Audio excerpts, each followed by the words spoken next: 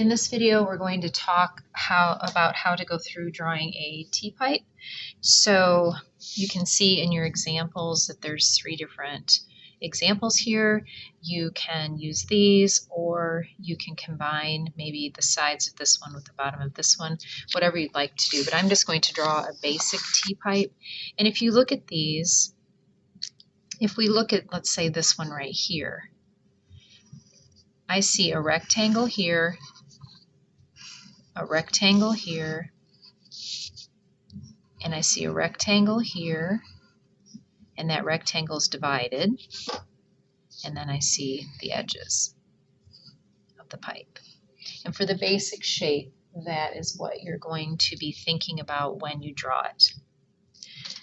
So you'll start, when you do a T-pipe, you will have your pipes already drawn.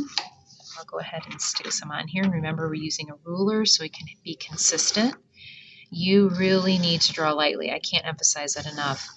You will do so much erasing that you'll end up with a lot of lines left if you don't draw lightly. But for the camera's sake, I need to press pretty hard. So you can see I traced on both sides of the ruler, and that gives me this nice consistent width. Then I'm going to get rid of all this extra. And you can see mine's not erasing the best, so you need to be sure to draw lightly so you can get rid of that. The other thing is, if you press too hard when you go to add the shading on the second step, those lines will kind of peek through. So you need to be sure to press very, very lightly. Now we talked about, when we looked at the example, there's a rectangle on each side.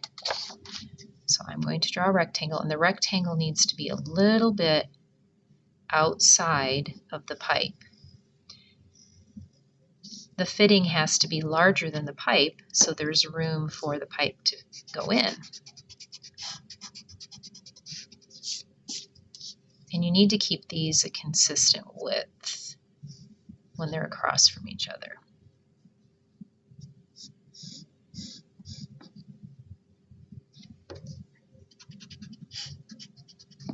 If you want to, you can use a smaller ruler and try to neaten those edges up a little bit. That's up to you. And I'm going to put this third one down here. Now I chose this one to show you because this one has the edges that make it a little bit easier for the wrench to get a hold of. So I want to show you how to do that.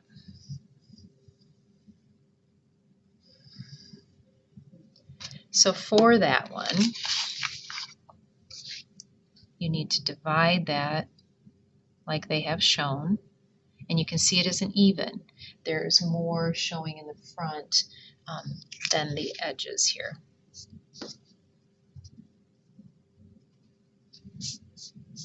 Now it doesn't look like anything but 3 rectangles right now. The way that will start to look like it has edges is when you add the shading on the second step.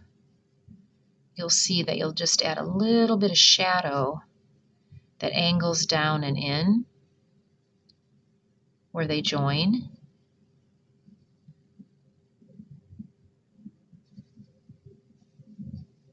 And that starts to give it the feeling of having that type of fitting there. So for right now, just draw the rectangles and know that when you go back and actually add the shading, that will go ahead and take care of making that look like there's different sides. Now there's also, you can see the threads showing here. I have found, I don't like to draw with a mechanical pencil, but for the threads, it does work better if you just draw a couple of lines across, and then if you look closely when you're looking at your example, you'll see that there's almost like a little pointy part that comes out to the side. So you'll draw those little pointy parts, and that will help make it look like thread. And again, when you go to add your value, that is when you will really make that look more like there's a 3-dimensional thread there. So that is how you draw the T-pipes. Any of the other details, such as this arch here where it kind of bulges out, any of that you will add when you add your value and work with your shading. So that's how you draw the T-pipe. If you would like to see how to draw the other fittings, you can see the other buttons and click on those.